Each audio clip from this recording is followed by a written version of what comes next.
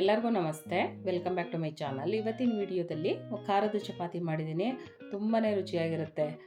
ಅಪರೂಪಕ್ಕೊಮ್ಮೆ ಮಾಮೂಲಿ ಚಪಾತಿ ಮಾಡ್ಕೊಂಡು ತಿನ್ನೋದಕ್ಕಿಂತ ಈ ಥರದ ಖಾರದ ಚಪಾತಿ ಮಾಡ್ಕೊಂಡು ತಿಂದರೆ ತುಂಬಾ ಟೇಸ್ಟ್ ಅಂತ ಅನಿಸುತ್ತೆ. ಈ ಚಪಾತಿಗೆ ಗೋಧಿ ರೊಟ್ಟಿ ಅಂತಲೂ ಸಹ ಹೇಳ್ತಾರೆ.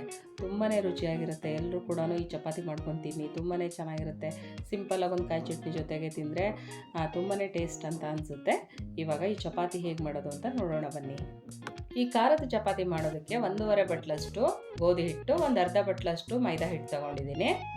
ಈ ಹಿಟ್ಟಿಗೆ 1 ಟೇಬಲ್ ಸ್ಪೂನಷ್ಟು ಜೀರಿಗೆ, ರುಚಿ ತಕ್ಕಷ್ಟು ಉಪ್ಪು, 1 ಟೇಬಲ್ ಸ್ಪೂನಷ್ಟು ಹಸಿ ಮೆಣಸಿಕಾಯಿನ ಪೇಸ್ಟು, 1-2 ಕಡ್ಡಿಯಷ್ಟು ಕರಿಬೇವನ್ನ ಚಿಕ್ಕದಾಗಿ ಹೆಚ್ಚಿ ಹಾಕ್ಕೋಬೇಕು, 1-2 ಟೇಬಲ್ ಸ್ಪೂನಷ್ಟು ಚಿಕ್ಕದಾಗಿ ಹೆಚ್ಚಿದಂತಹ ಕೊತ್ತಂಬರಿ ಸೊಪ್ಪು, 1-2-3 ಟೇಬಲ್ ಸ್ಪೂನಷ್ಟು ಕಾಯಿ ತುರಿ, 1-2 ಟೇಬಲ್ ಸ್ಪೂನಷ್ಟು ಎಣ್ಣೆ. ಇಷ್ಟನ್ನು ಹಾಕಿ ಒಂದ್ಸಲ ಚೆನ್ನಾಗಿ ಮಿಕ್ಸ್ ಮಾಡ್ಕೋಬೇಕು. ನಂತರ ನೀರು ಹಾಕಿ ನಾವು ಚಪಾತಿ ಹಿಟ್ಟನ್ನು ಯಾವ ಹದಕ್ಕೆ ಕಲಿಸ್ಕೊಳ್ತೀವೋ ಆ ಹದಕ್ಕೆ ಕಲಿಸ್ಕೊಂಡ್ರೆ ಸಾಕಾಗುತ್ತೆ. ನಂತರ ಒಂದು ಅರ್ಧ ಗಂಟೆನ ನೆನೆಯೋದಕ್ಕೆ ಬಿಡಬೇಕು. ಹಿಟ್ಟು ನೆಂದಷ್ಟು ಚಪಾತಿ ಕೂಡ ತುಂಬ ಸಾಫ್ಟಾಗಿ ಆಗುತ್ತೆ, ಚೆನ್ನಾಗಿ ಕೂಡ ಆಗುತ್ತೆ.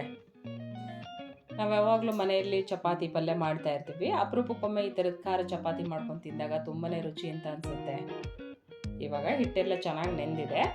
ನಮಗೆ ಚಪಾತಿ ಯಾವ ಸೈಜಿಗೆ ಬೇಕೋ ಅಷ್ಟನ್ನು ಉಂಡೆ ಮಾಡಿಟ್ಕೊಂಡು ನಂತರ ಚಪಾತಿ ಲಟ್ಟಿಸ್ಕೋಬೇಕು. ಚಪಾತಿ ಲಟ್ಟಿಸ್ಬೇಕಾದ್ರೂ ಅಷ್ಟೇ ಸ್ವಲ್ಪನೇ ಹಿಟ್ಟು ಹಾಕ್ಕೊಂಡು ಚಪಾತಿ ಲಟ್ಟಿಸಿದ್ರೆ ತುಂಬ ಚೆನ್ನಾಗುತ್ತೆ. ತುಂಬ ಹಿಟ್ಟು ಹಾಕ್ಕೊಂಡ್ರೆ ತುಂಬ ಹಿಟ್ಟು ಅಂತ ಅನಿಸ್ಬಿಡುತ್ತೆ. ಸ್ವಲ್ಪನೇ ಹಿಟ್ಟು ಹಾಕ್ಕೊಂಡು ನೀಟಾಗಿ ಉತ್ಕೊಂಡ್ರೆ ತುಂಬಾ ರುಚಿಯಾಗಿರುತ್ತೆ. ಚಪಾತಿ ಬೇಯಿಸ್ಬೇಕಾದ್ರೂ ಅಷ್ಟೇ ನಮಗೆ ಎಣ್ಣೆ, ಬೆಣ್ಣೆ ಅಥವಾ ತುಪ್ಪ ಯಾವ್ದು ಬೇಕೋ ಅದನ್ನು ಹಾಕಿ ಬೇಯಿಸ್ಕೋಬೋದು. ತುಂಬಾ ರುಚಿಯಾಗಿರುತ್ತೆ. ಯಾವುದು ಹಾಕಿದರೂ ಕೂಡ ತುಂಬಾ ರುಚಿಯಾಗಿರುತ್ತೆ.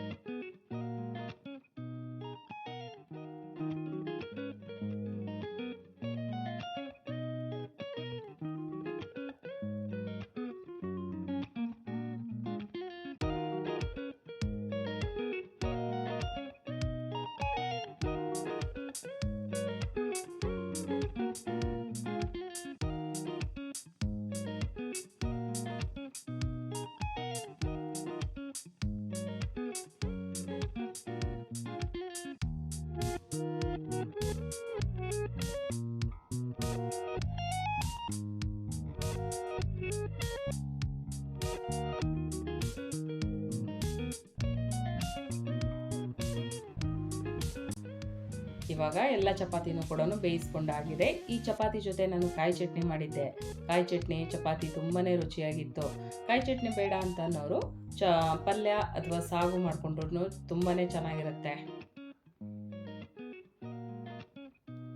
ಎಲ್ಲರೂ ಕೂಡ ಒಂದ್ಸಲ ಟ್ರೈ ಮಾಡಿ ನೋಡಿ. ಈ ರೆಸಿಪಿ ನಿಮಗೆ ಇಷ್ಟ ಆಗಿದೆ ಅಂತ ನಾನು ಅಂದ್ಕೊಂಡಿದ್ದೀನಿ. ಈ ರೆಸಿಪಿ ನಿಮಗೆ ಇಷ್ಟ ಆಯಿತು ಅಂದರೆ ಒಂದು ಲೈಕ್ ಕೊಡಿ, ಶೇರ್ ಮಾಡಿ, ಕಮೆಂಟ್ ಹಾಕಿ. ವೇದ ಜನನಿ ಚಾನಲ್ಗೆ ಸಬ್ಸ್ಕ್ರೈಬ್ ಆಗಿ. Thank you. Bye. Thank you for watching.